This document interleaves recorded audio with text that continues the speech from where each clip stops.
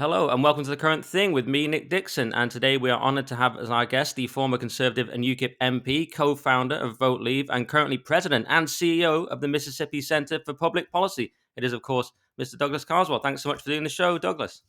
Nick, thank you for inviting me. It's great to be here. Well, we are very pleased to have you, especially because you've just put out these milestones in the Telegraph and elsewhere, which are policy suggestions for how to fix our broken country. That part is I've added, but pretty much that's what they are. And we have this country where clearly nothing works. And my first question, before we get into the detail of the milestones themselves, is why have conservatives and the right been so bad at wielding power and affecting change? Assuming you agree with the premise, why has that been? Yeah, I mean, Britain is in a pitiful condition, and it's in a pitiful condition because it's been governed by a uniparty, essentially Tweedledee and Tweedledum. It doesn't really matter whether it's been Labour in office over the past 30 years or the Conservatives. They both basically agree on the same fundamental philosophy, and it's a dangerous and disastrous philosophy. It's been really bad for the country. And people are now waking up to the fact that we've had 30 years of what I call in this extended essay milestones. I call the Blairite government. They won election under Tony Blair in 1997. And sure, Blair was only in office for 10 years, and Labour's only really been in office for about half of that 28-year period. But all governments have basically been shaped by the Blairite philosophy, the Blairite approach. And it's a disaster for the country. It means putting power in the hands of experts. The one thing that all governments over the past 30 years agree on is that experts should be in charge. So they put experts in charge of the Bank of England. Guess what? They tanked the banks and they allowed inflation to get out of control. They put experts in charge of immigration policy. An expert committee allowed in millions of people to come into the country with very, very low skills and a high propensity to commit crime. They put experts in charge of climate change. Guess what?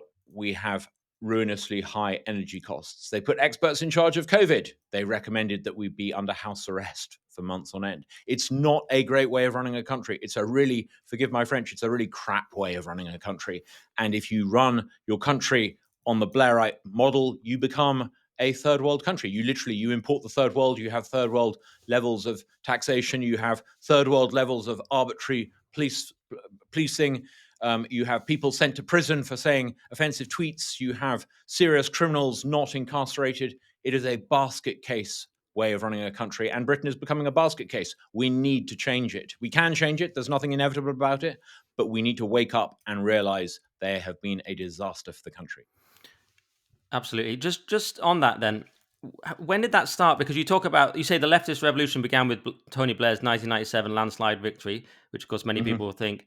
But I think you sort of said to Winston Marshall in another podcast that we've had the uniparty since 1990, which puts it back to John Major. So we've had the same party, but then it moved left in 97.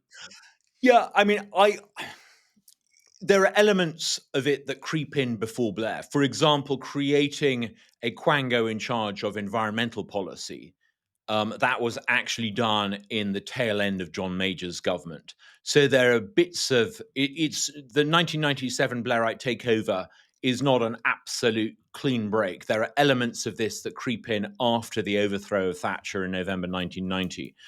But it's really unleashed by Blair. Blair is the first government that comes in with a whopping great majority that basically says to officials, first of all, at the Bank of England, you're the experts, you're in charge. And everyone initially thought, what a great way to run a country, putting experts in charge. What could go wrong?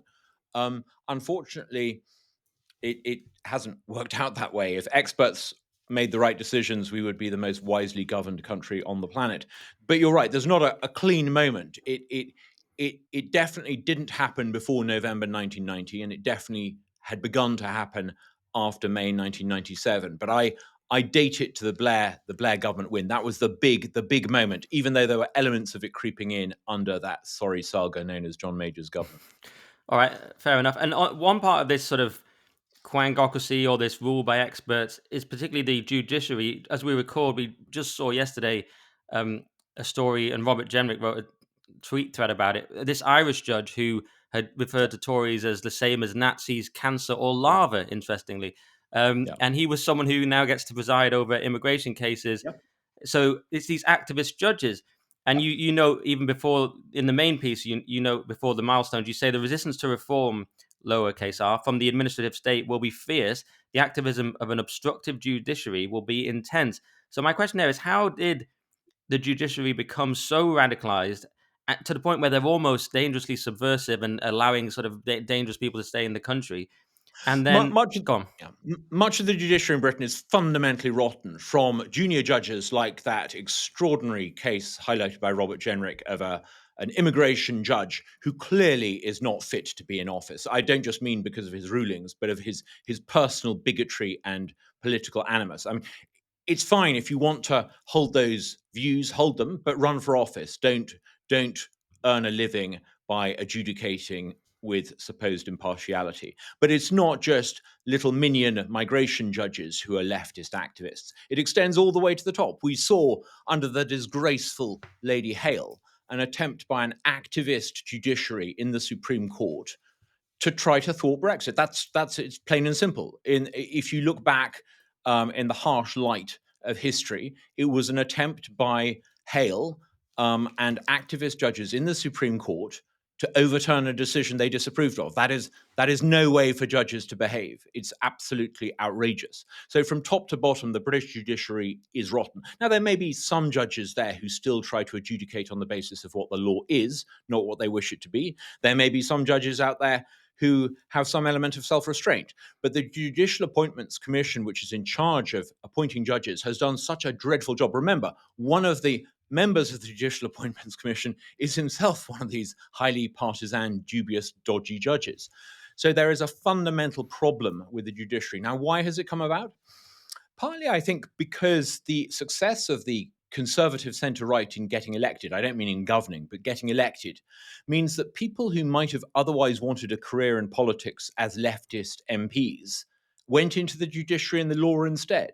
A lot of these people chose to go into the law in order to scratch that leftist public policy itch, and they couldn't achieve it by running for office because the Conservatives tended to do so well electorally. So they went into the law as a way of achieving it. The second reason why the judges in Britain are so morally and politically corrupted now is because the judiciary itself has made a claim that instead of rule through parliamentary democracy, alongside that should be the rule of law, meaning the rule of lawyers. So the judiciary's own self-empowerment of this doctrine of rule by law, meaning rule of lawyers, has actively encouraged the judiciary to become engaged in matters of public policy. And we can see this in things like judicial review. Judicial review has been extended to the point where judges not only strike down ministerial decisions that they don't like, they now issue, in effect, a judicial fatwa to the ministers, telling the ministers what policy they should implement in place of the one they don't like. So we're heading for a crisis between the notion of parliamentary democracy and judicial supremacy. It will come to a head at some point, but we're beginning to see the country waking up to this silent Blairite legal coup. Yeah, and we're at the point where the judiciary seems to be further left than the Labour government, whereby, you know, and this all these quangos, the sentencing guidelines that almost went through Yep. recently. Even Labour Well, said, let's not do that. this is fascinating because ultimately Labour ministers are answerable to the public. That is what constrains them. I suspect a lot of Labour ministers would love to be way off to the left, but they have to appear on television programs and they have to get re-elected and they have to face the court of public opinion. And I think, as with the sentencing guideline row, that moderates their behavior.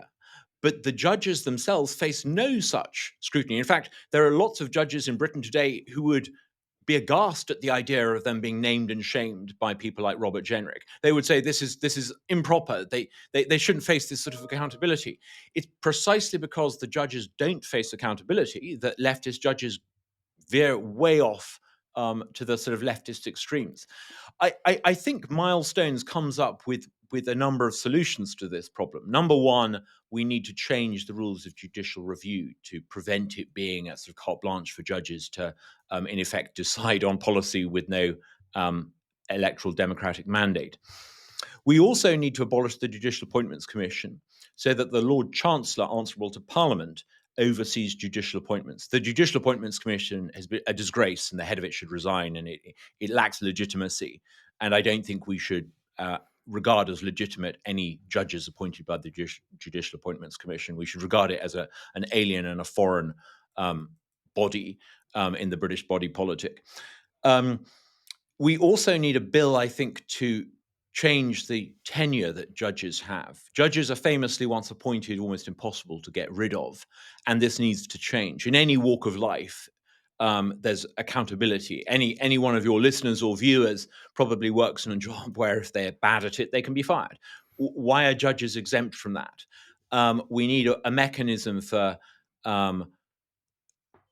easing out from the bench judges who clearly are practicing politics rather than interpreting what the law says. So yeah, we're due for a lot of reform. What's important is that when there is a centre-right majority in the Commons, they don't sit and wait for a conflict to arise with the judges. They must strike preemptively. And I set out in Milestones ways to do that.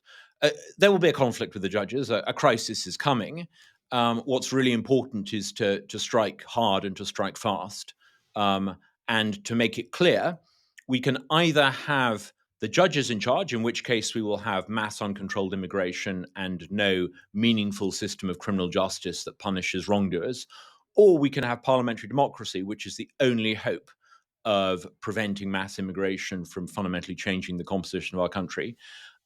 It's one or the other. Do you want the judges who are in favor of mass immigration and a weak, arbitrary criminal justice system?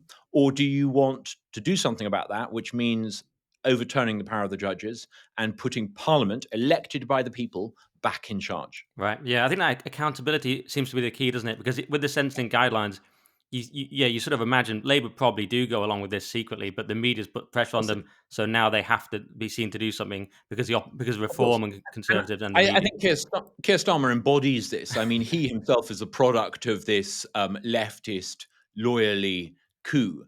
The leftist lawyers who've emerged over the past 30 years to believe that the rule of law means the rule of lawyers. Starmer is a product of that environment. Yeah. Look at who he's appointed, who the sort of people in charge of the Chagos Island deal. But he in office has to give some ground because of public accountability. So I think the solution to this is democratic accountability. Sack some of the judges and make them democratically accountable. And they're human beings. They're not divine beings in possession of infallible wisdom. A lot of them, like this buffoon of a immigration judge that Robert Jenrick identified, hold opinions that are both puerile and facile, and no one who expresses those sorts of points of view publicly should be in a position to adjudicate as to what the law is. Right, I know they're making up rhymes on Facebook about Conservatives, so yeah, they're definitely not divine. All right, so since we got into the detail, let's go into this milestone one. We may not get through all of them, but this was quite key because you talk about orders in council. Now, I'm an English major, to use the American term, since you're in America. Some of this stuff is quite tricky for me to grasp, but it's this is a way of enacting policy that I don't know if it's considered odd, but you say that Blair and Campbell use them, and you've said somewhere that Dominic Cummings tried to do it, but was somewhat inept at it. So how does this work? These orders in council? Okay. Basically, if you make a list of policies that a centre-right government needs to come in and implement, and you say, wouldn't it be nice if we did ABC, yada, yada, you would immediately run into problems. The civil service simply wouldn't do a lot of it. Why? Well, at the moment, if you become a minister, you walk into a department with sort of maybe 10,000 employees, maybe 50,000 employees. You can appoint maybe 4 people in the office around you. You can't sack anyone. You're not in charge of that department. That department is in charge of you. And this is the experience of certainly Liz Truss. It's probably the experience of Boris Johnson. In fact, I would go further and say it's pretty much been the experience of every government over the past 15 or 20 years. Ministers are in office, but not in power. The civil service is really in control. The civil service determines the policy options. And even if you get a particularly persistent minister, and I knew a lot of these people at the time when I was in the House of Commons, even if you get a particularly persistent minister with a particular issue that they really, really, really are determined to drive through and see changed in their department, the civil service has a way of blocking you. And we know this. There are multiple examples of this. So the question is not what is it on the wish list that we need to change. The question for day one is how do you establish control over the Sir Humphreys, the bureaucratic establishment, the alphabet soup of quangos in Whitehall. And I set out how to do this. Now, one of the ways I set out to do this is through something called Orders in Council. Orders in Council, you remember Donald Trump in his first week in office signing those executive orders. And the sort of trite BBC commentariat was like, under the American system, the president can do this. Well, actually, the British Prime Minister, should he or she choose to do so, has far more executive leverage at their disposal. And one of the ways they have to wield power is through Orders in Council. Now, Sir Humphrey probably doesn't tell most ministers that they can do this because he wouldn't want to. But under our Constitution, powers reserved for the Crown prerogative, control of the borders, immigration, uh, departmental responsibilities, a lot of the management of Whitehall, all of that falls under the Crown prerogative. So if you were to order the king, instruct the king, advise the king to authorize a particular order in council, you could do a lot on day one. Literally, when you were the prime minister being invited to form a government at Buckingham Palace, then and there you could get these orders in council signed so that when you make the journey from Buckingham Palace to Downing Street, you are in charge of the machinery of the state. I would suggest that if you don't do that, when you become prime minister and you enter Downing Street, you will enter the embrace of a bureaucratic machine that will control you. You will try to tug at levers that are no longer connected. You will jab at buttons that don't work anymore. The only way you can put yourself in control, even if you've been elected by the people, even if you've got a parliamentary majority, even if the king's asked you to become the prime minister, the only way you can actually govern the country is by bending the civil service to your will through orders in council. Now, I set out ways in which you can do that. You would also need some emergency legislation because Sir Humphrey, the civil service, has very cleverly passed legislation slightly to, I think, probably preempt this. So you would need to pass some emergency legislation in the first 48 hours of the government. That would allow you to establish control over the civil servants and remove those ones who continue to be obstructive. So, for example, as happened under Rishi Sunak and Liz Truss, when you say we've passed a law to deport illegal migrants to Rwanda, you couldn't put up with officials in the Home Office saying we're not going to do that, which is precisely what happened. You would be able to sack civil servants who got in the way. You would be able to issue binding edicts instructing civil servants to do certain things. You would be able to use orders in council to establish visa quotas, to fast track deportations, to do a whole bunch of things concerning immigration on day one. But it's not just orders in council. You also need to create a department of the prime minister. I have a nudging suspicion that possibly the Labour government may actually do this before the next election. The system of government in Whitehall is so dysfunctional, with power split essentially between a rabbit warren, Downing Street, a dysfunctional self-serving cabinet office, and a pretty useless treasury. You need to replace that triumvirate of dysfunction with a unified strategic centre, a department of the prime minister, able to deliver certain things administratively. So I set out in milestones how to do that. Now, some people may say, yeah, boring. What about tax cuts? What about immigration? What about repealing climate change stuff? What about the Great Repeal Act?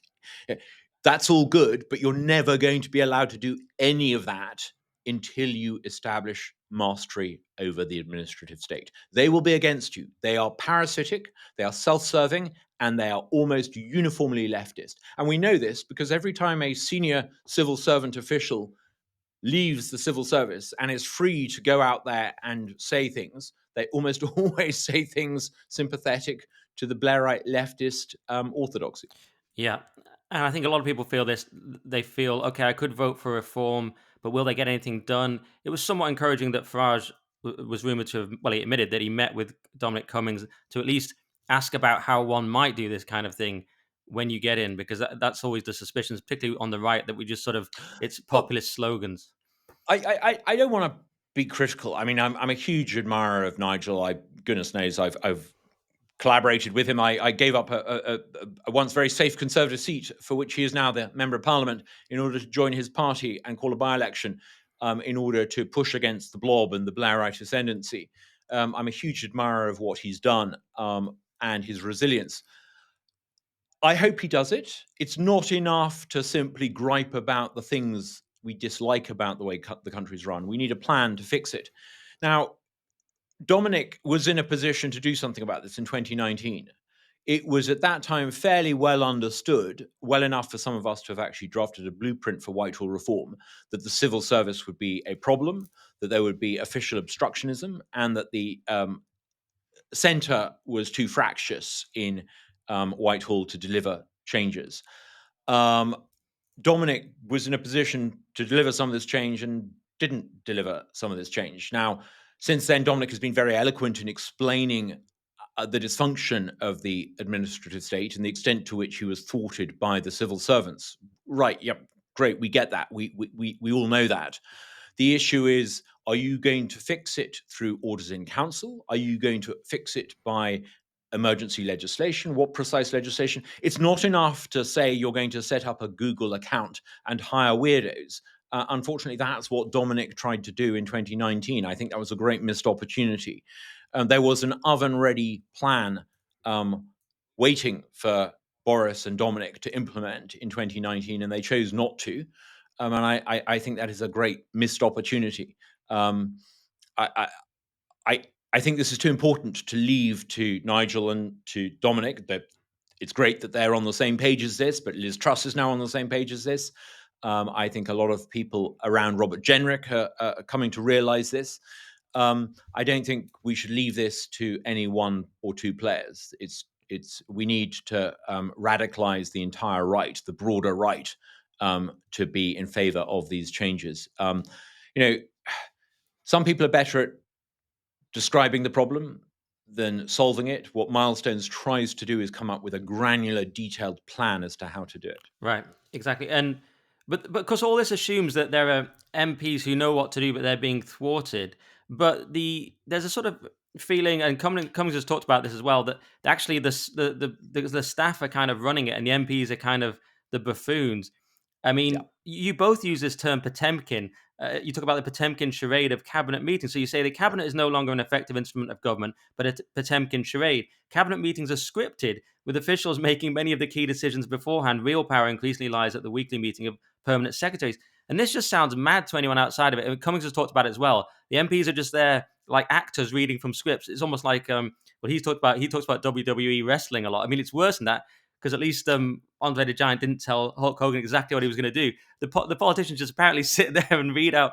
I mean, this sounds Oh, crazy.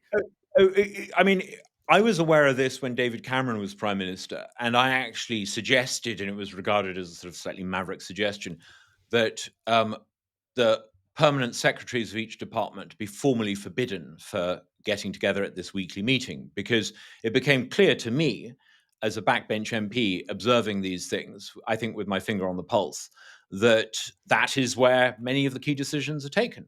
I mean, literally, that's what happens. The permanent officials meet once a week and they decide. Um, the cabinet system of government is largely theatrical.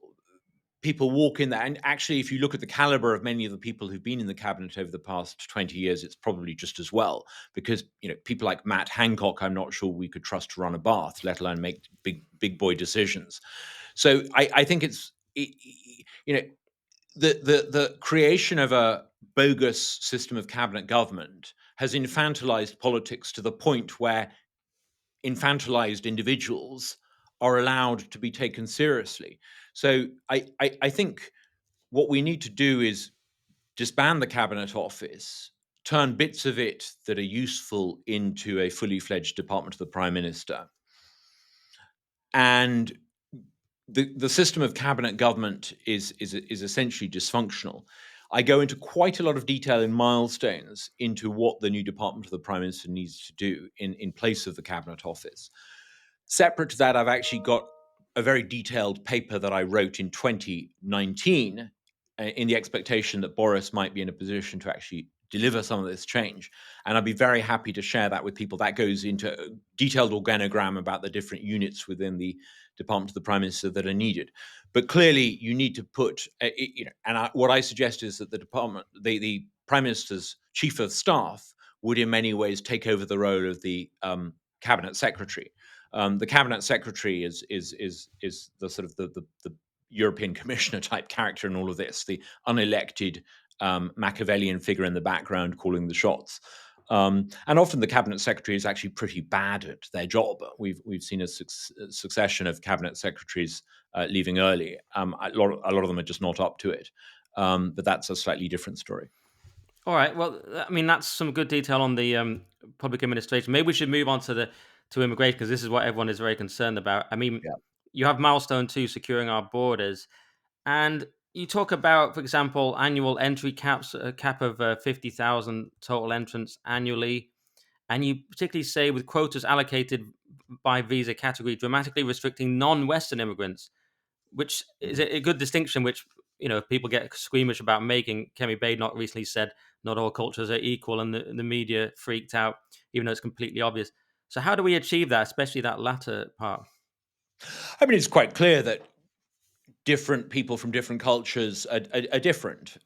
There's some very good data from the Netherlands showing the economic contribution in terms of tax payments and benefit claimants from migrants in the Netherlands, and it's very clear from that data that people from English-speaking countries, particularly the United States and the UK, are net contributors to the Dutch economy by huge margin. Most Western Europeans and Eastern Europeans are net contributors, not to the same extent, but significant net economic contributors. Most non-Western migrants to the Netherlands are a net drain on the Dutch economy, and those from Muslim countries are an enormous drain on the Dutch economy. The Horn of Africa, in particular, at no point um, over the course of a working lifetime do they ever make a net contribution to the Dutch exchequer. I think the data is very likely to be similar in the UK. And so I think one shouldn't shy away from saying that you should base your migration policy to favor people who are likely to make an economic contribution. And that means people from Europe should be favored over people from non-Western countries, particularly Muslim countries. And I don't think one should shy away from this. I think we should be absolutely clear that this is that there's no, it's not fair or fair-minded to treat all people in all cultures the same. Other countries don't do it. Other countries make distinctions between different people from different cultures. It's also not just about economics either. They're questions of cultural compatibility. If you import large numbers of people from Muslim countries, there are fundamental questions about cultural compatibility that need to be addressed. So I think you should be quite upfront about it. Different countries should have visa quotas. I personally am a huge fan of immigration from compatible countries. I'm talking to you as an immigrant in America. I think there's something rather wonderful about someone from the Anglosphere moving to another Anglosphere country. I'm so in favor of it, I've done it myself. I think there is, good evidence that people from some countries make very good migrants, um, and you should be generous with the visa quotas from those countries. But you should be very, very stringent and restrictive when it comes to visa quotas from countries like Somalia, and you shouldn't shy away from this. Stop trying to see the world as you want it to be through the prism of a Blairite fantasy lens and see the world for what it is. And the world as it is shows very clearly that different people from different cultures add value at different rates, and some add value to Western societies and some don't. And so import those who add value. I would say, highly skilled doctors from Canada and America and India, but don't import people with a propensity to claim benefits, commit offences, and demand Sharia law from other countries. It seems common sense to me. Yeah, I mean, but how do we? Yeah, that's a good answer on that. But in terms of the number, though, how do we make sure that stays low? Because obviously, Boris Johnson presided over what's now known as the Boris Yeah, wave, and he justified it yeah. saying after COVID we needed extra people. Somehow we end up with almost a million net migration, completely crazy. I mean, how do I we mean, what a avoid that? what a what a career disaster. 10 years ago you were known primarily for the Boris bike, and now you're known for the Boris wave. All right, that is the end of the free episode. But if you want the full podcast, go to nickdixon.net for all the extra content, all my articles. That is my Substack, nickdixon.net. And we need your help to keep this whole thing going, keep the lights on, this amazing production, hiring people, etc. nickdixon.net to support us. It's £5 a month, which is about the cost of some sort of fancy latte in London, or there's a slight discount if you get the yearly option, or it's just £5 a month. So we'll see you on nickdixon.net, and thank you very much.